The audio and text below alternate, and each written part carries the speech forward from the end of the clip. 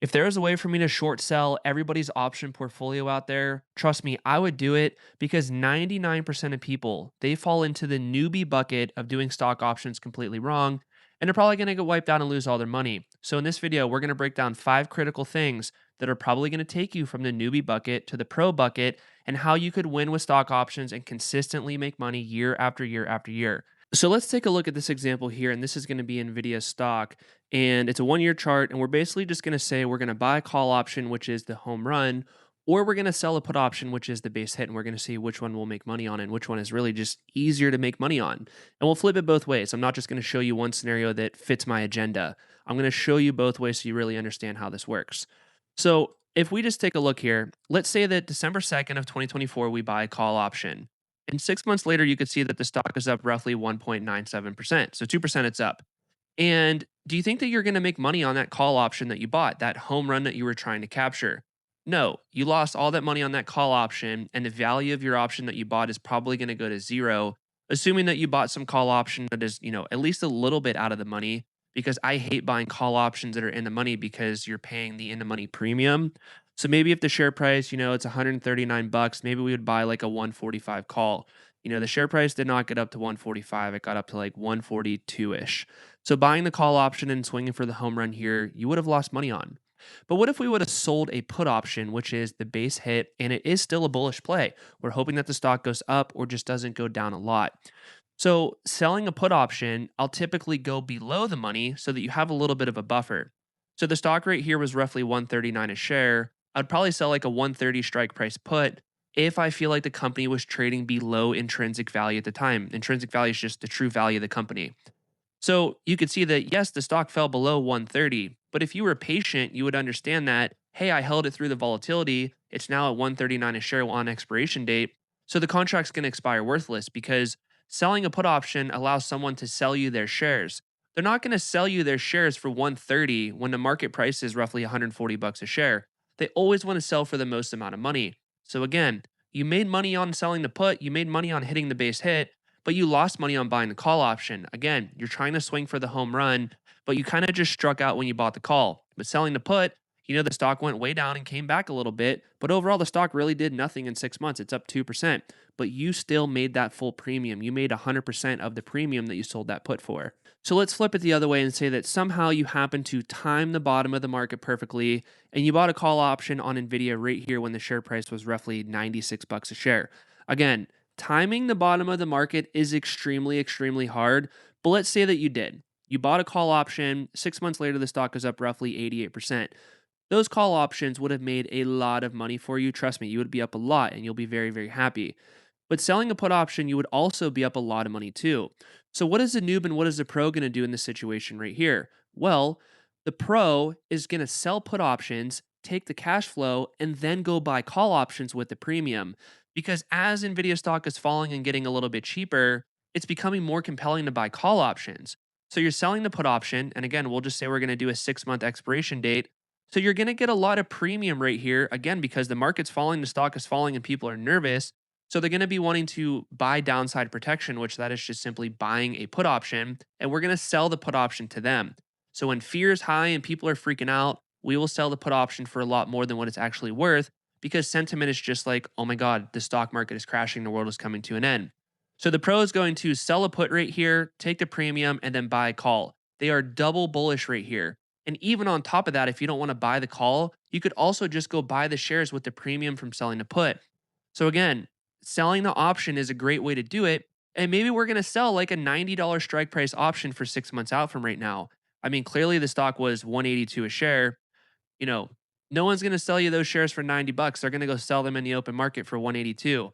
So the sold put's going to expire worthless and your call contract's going to be up a lot in value. So you're pretty much just getting that call contract essentially for free. Now, what the noob would do in this situation right here is honestly, they probably wouldn't even be buying a call option. They would probably be buying a put option because they're like, the world is crashing, the market's going down. I need more downside protection. This is going to get bad. They're probably going to buy a put option right here. The market's going to rebound pretty sharply, and the put option that they buy is going to, go down to a value of zero, which is again, we're on the other side of that trade, selling them that put option. So a little dynamic here of buying options and selling options and what the new versus pro would do. So let's go into number two. And honestly, this is a pretty big one that most people don't really understand that much. And it's this thing called theta, which is time decay. So let's just say that we go buy a call option, for example. When you buy an option, theta hurts you because if you buy a call option that has a 10-day duration in it, every day, in theory, the contract's worth 100% of the value rate when you buy it. But every day that goes by, if there's 10 days left, the contract is naturally going to go down by 10% in value every single day until the contract expires at zero, assuming that it's all out of the money. So when you understand that when you're buying a call option again, or really buying any option in general, you have time going against you. You need the stock to go in the direction that you think it's going to go quickly and up to the share price that you think it's going to go to. Like buying a call, you want it to go up, buying a put, you want it to go down, obviously. But if the timing goes against you, or maybe you're a little bit early, or maybe you're a little bit late in a trade, being early is the same thing as being wrong. And when you're buying options, your timing has to be impeccable. And we all know the timing the market is honestly really, really hard.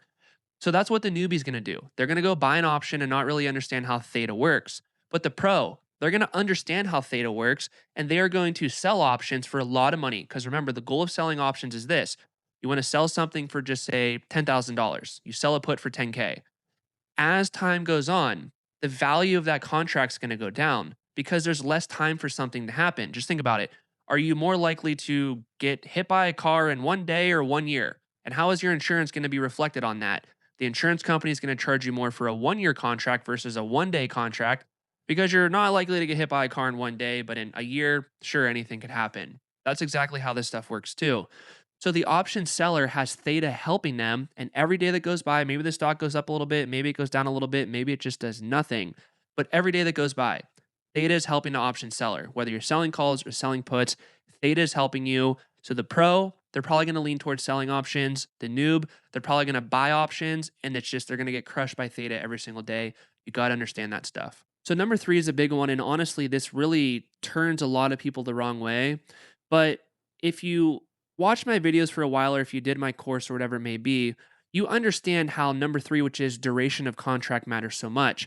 And it's not like theta here. I'm not really getting at like the theta aspect and how contracts go down in value with time. But what I mean with duration is more like an expiration date that you're picking. And what I mean by that is, what do you think every CEO, shareholder, employee, probably most employees, and the board, what do they all want? What does Elon want? What does Tim Cook want at Apple? Like, what do all these CEOs want to do? They want their company to be more valuable, more revenue, more earnings per share, more efficient, and just really a bigger, better company in the future. But if you say, yo, Elon, can you go do that in a month? He's going to be like, no, I can't make Tesla worth that much more money in a month from right now. But if you give him a year, he's going to be like, yeah, I could probably do something in a year. Like Robotaxi scaling, Optimus is on the horizon. Like we're going to start to make money from that stuff. So when you understand that, it's like if you buy an option or sell an option, it doesn't matter if you're buying or selling here. Like if you do this for a 1 month duration, you have no tailwind of what these companies are trying to do behind you. You're just speculating on where the stock's going to vibrate to in the near term and hoping that there's no catalyst that goes against what you're trying to capture. But when you go longer duration, the trend is more clear. Everybody wants the stock price to go up. And the longer you go out, the more realistic that's going to be. The more realistic that it's going to be for Tesla to put humanoid robots out there in the world in a year versus a week. It's not going to happen in a week. So you have to understand how duration really affects these contracts. And I typically like to do longer duration contracts. Like most of the stuff that I have open right now, usually at least a year out. And just to build on that, like when the market was at the bottom right here for Nvidia, if you go and you sell like a 1 month put contract, so we're going from April 21st and we're just going to go to May 21st. If you go sell a 1 month put contract, yes, that contract's going to expire worthless because the stock went up 35%. Great. Great. You made a lot of money. I get it. But you only sold a 1 month put. So maybe you only collected like $1,000 in premium to do that. Great. You still made $1,000. But what if I sold a 1 year put? Maybe I collected $12,000. And understand that I collected $12,000 right here when the market was cheap. You collected $1,000 right here. And maybe you're going to collect 1,000 there and 1,000 here and 1,000 here and keep doing it time and time again. But I collected 12K when the market was cheap. And I took the 12K and I bought call options or I just simply bought shares with that. So the pro, they are going to do longer duration contracts because you're betting with the company. You're generating the cash flow when it makes sense. You're not just doing option trades to do option trades just to say that you did it. You are doing this when it truly makes sense. So maybe I'll make one or two big option plays on a company in a whole year, and you're going to try to go do 12, one every single month, and you have to hit 12 trades in a row, and I only have to win on one or two trades, and I do it when it makes the most sense. Like, does it make sense to sell put options on Nvidia when the stock just ran up a lot? Maybe not, but does it make sense to do it down here? It sure does. So when you're betting with the companies and you have your duration correct, you are more likely to win. So the pro, that's what they're going to do. The noob, they're going to stick to the 1 month contract and they're probably going to get wiped out. They're going to have volatility. Maybe they sold a put right here. They're going to have to roll it down and out a couple times. On paper, it sounds good to do it. I get it that theta is going to hit it quicker if you do short duration contracts. But at the end of the day, long duration is where you win at. So we're kind of laying the foundation here a little bit for what the noob does, what the pro does for buying versus selling, theta and duration and stuff like that. But what companies do we do this on, or what ETFs do we do this on? So number one, it has to be a company that is simply just trading near fair value, which is, essentially intrinsic value. It can't be a company that's been running up to the moon like, Palantir or SoFi or companies like that. It has to be something that is fair value, in my opinion. Because if you're selling a put right here, and maybe like, let's just say Nvidia is extremely overvalued and you sell this put, just because maybe you sold a put 10% below what the current market price is from here to here, that doesn't really help you out, because what if the stock is 50% overvalued? So really you're going to be forced to buy the shares for 40% overvaluation. You have to make sure that you're getting in at a good price.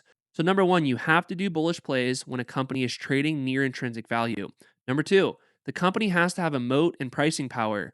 If Nvidia wants to raise the prices of the chips that they're selling, can they do it? Yeah, probably, because there's not really that much competition. Yes, there's AMD, and yes, there's other companies that are trying to design their own chips. But for right now, this is Nvidia's show and everybody else is just kind of, living in it and just participating. And the next part is you have to be okay to hold the company for the long term, because let's just play this out. Let's say that Nvidia was cheap up here and we sold some puts. Maybe the market's falling, you go into money and you're forced to take assignment of 100 shares of Nvidia down here. The newbie is going to freak out about that because they're like, "Oh my god, I have to buy all these shares. Like, what do I do?" But think about this logically. If we sold puts up here and we feel like it's cheap, it's even cheaper down here. So you should be like, "Give me all the shares. I want all I can get." But the noob, they're going to be like, "I don't know. I don't want it." But the pro, they're going to want the shares. And if you're okay to hold these shares for the long term, look at what happens from there. The noob's going to sell out down here and freak out. The pro is going to let it ride. They're going to ride out the waves and they're going to do just fine. So maybe the pro gets assigned the shares and then they just start selling cover calls to get rid of the shares as they go up. And as long as you're generating more premium selling cover calls than what you're paying in margin interest, which I'll get into that in number 5, you're going to come out ahead. We're not doing these cash secured. We're going to do these a different way that maybe you haven't heard of before. Maybe you're going to say, "Brandon, that's too risky." But once I explain this to you, I think you're going to be like, "Okay, that makes a lot more sense." So, noob versus pro. The noob is honestly, they're probably going to do it as a spread, to be honest with you. And they're going to be like, "Oh, I'm okay because I have a put that I bought on the downside." And I'm going to be like, "You feel like it's cheap right here. Why are you buying yourself away to sell it cheaper? Why are you paying to sell it cheaper? You would not want to do that. If you're selling to put, you're making money to buy it cheaper. You don't want to pay money to buy it cheaper. You want to get paid to buy it cheaper, if that makes sense." So spreads, I'm not a big fan of them. I go more into detail about this stuff in my course in Discord. Links below if you want to get in for free. But high level right here, this is very common stuff about what the noob is going to do and why the pro is honestly just, they just run circles around them because they just do the wrong stuff at the wrong time. Now, for number 5, and to build on what I was talking about with portfolio secured versus not portfolio secured, the best way to really go through that is to just dive into my account. And I know we talked about United Health, but we're just going to talk about it again here because it's honestly, it's a really good example of what I did here. So this is what the pros do. They feel like United Health is cheap. So what did I do? I sold some puts on United Health. You could see -10 for the put. I sold the 230 put, 12/17 of 2027. Current share price is 364. It's 230 for my strike, so I'm way out of money. I'm super safe on this one. But look at how much cash I picked up. I picked up $42,000 in premium. So what did I do with that? I bought some shares. I bought some leaps right here, 3 contract calls right here, and I bought another call contract right here that goes out a little bit farther for expiration date. So all that looks great. I'm like triple bullish on the company. I sold puts and then I bought shares and then I bought calls. All 3 plays right there are bullish. That is what you want to do. I did all these plays. I did everything when United Health was pretty much right at the bottom, honestly. And then Berkshire Hathaway bought, the stock went up. But overall, like when you build a thesis and you know what you're doing, you don't want to go for volume of plays. You want to go for, conviction in your plays. You want to strike and you want to strike hard. But there's just simply not enough trades out there to make 10 trades a week. Maybe you make one trade a week, but that one trade a week you did a lot of research on and you focus very hard and you're willing to strike and strike hard. And it's honestly just like easier to keep track of stuff. So, talking about cash secured versus not, these plays right here, these sold puts, these are not cash secured. They are portfolio secured. And what I mean by that is you can see right here, 10 uncovered. What that means is I am securing this play by Triple Q, VOO, and sure we could say Tesla and even some United Health. These all have equity value. But the base portfolio in VOO and Triple Q, this acts as my cash. And this is what the pros do. But the typical noob, what they're going to do is they're going to be like, oh, I'm going to sell some puts cash secured. But you're sitting on cash and that cash is doing nothing. Like my cash, for example, I bought shares and those shares are now up roughly 30%. Or I bought calls where they're up 27,000 here and, roughly 9,000 here. I deployed the cash because if I'm bullish on United Health, like if I'm selling a put, I'm obviously bullish on the company. Why would I want to sit in cash? Why wouldn't I want to put that money back into the company and just multiply it? You would. Now, the thing that you're probably thinking right now is, okay, Brandon, that all makes sense. But what happens if the share price falls? What happens if the market falls 50%? Well, let's break it down. So there's 10 contracts right here. When you multiply 10 contracts times 100 shares per contract, that's 1,000 shares that I'm on the hook for to buy. $230 strike price, so I'm technically on the hook to buy $230,000 worth of United Health shares. You're like, wow, that's a lot of money to buy shares for, Brandon. Like, what are you going to do? Well, it's a good thing that this is worth 370,000. This is worth 350,000. Tesla is like almost 90,000, and United Health shares are roughly 50,000. Now I get it. If I happen to get a sign, something pretty bad would have to happen to United Health, and it'd have to fall below 230 a share. So overall, the value of the equity in my portfolio is going to fall with it. But even at that, my ratios are well in check that if the market falls 50%, I'm still going to be able to sell shares in my base portfolio to take assignment of everything that I sold puts on. And again, I am very, very picky when I sell puts. I do not just go sell puts to sell puts. Like there's a whole month sometimes where I do nothing. And the market's honestly been running up like crazy right now. So deals are harder to find. So you have to be very, very, very particular when you do this stuff. But, I just did some plays on Meta. I just did some plays on Amazon. There is still stuff that we could do out there. You just have to be very, very careful. But if you do it right, I've been doing this for roughly a decade now, and I've been through a lot of ups and downs and a lot of volatility in the market. I've been through COVID. I've been through 2022 where interest rates went way up. I've been through tariffs. I've been through Liberation Day. Like this works through all of that. And somebody in Discord actually asked me the other day, they were like, how would this have happened in 2008? And I ran through it. I ran through selling puts on the exact top of the market in 2008 and showing them exactly what I would have done through 2008 with my ratios being in check, like, how much I sell puts for versus what my base portfolio value is. And I'm like, look, I never would have got a margin call. I would have ended up making money, but you just would have had to been patient on that. So if you got value from this video, definitely go like and subscribe. It really helps out the channel a lot. Check out my course, check out my Discord below, 100% free, but definitely go check out this video right here. YouTube thinks it's going to be a really good one for you. It's going to be a banger. See you guys there.